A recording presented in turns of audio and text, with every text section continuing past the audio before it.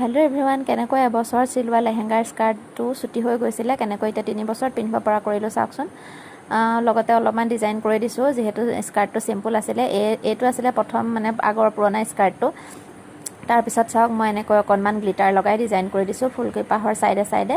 তাৰপিছত যিহেতু মোৰ লগত এনেকৈ সৰু সুৰাকৈ কেতিয়াবা মন গ'লে কাম কৰি থাকোঁ, সেইবাবে কিছুমান বস্তু আনি থোৱা হৈয়ে আছিলে। এইবিলাক আছিলে গ্লাছ আছিলে অলপমান, সেই গ্লাছখিনি মই আঠা লগাই লগাই অকণমান ডিজাইন কৰি দিছোঁ তাইৰ স্কাৰ্টটোত।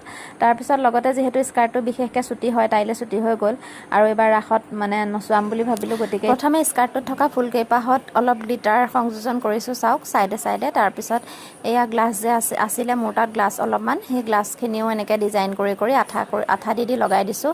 আৰু এই যোনটো পিংক কালাৰ অৰ্গেঞ্জা কাপোৰত আছিলে, সেই পিংক কালাৰ মানে স্কাৰ্টটোৰ তলৰ যিখিনি হয় সেইখিনি মই মানে লগাই দিছোঁ, জইন কৰিছোঁ। সেইটো মানে পটিটো জইন কৰিছোঁ। পটিটোত এনেকৈ এক্সট্ৰা পটি এটা আছিলে মোৰ লগত আগৰে, সেই পটিটো মানে গল্ডেন কালাৰ যিহেতু, আৰু সেই পটিটোৰ লগত মোৰ তাইৰ স্কাৰ্টটোৰ মানে ওপৰৰ যোনটো ব্লাউজ হয়, ব্লাউজটোৰ কালাৰ মেটচ কৰে গল্ডেন। গতিকে সেইটো পটিটোকে মই দৰ্জি তাত দি পেলাই এনেকৈ টিবুল কৰি পেলাই চিলাই আনিলোঁ। তাৰপিছত চাওকচোন, একেবাৰেই ধৰিব পৰা নাই নহয়নে?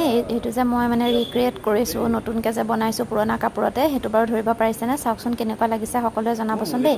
তাই গাত লৈ থকা দুপাট্টাখন আৰু ৰুণাখনো মই নেটৰ এখন প্লেইন শাড়ীৰ পৰাই বনাইছিলোঁ।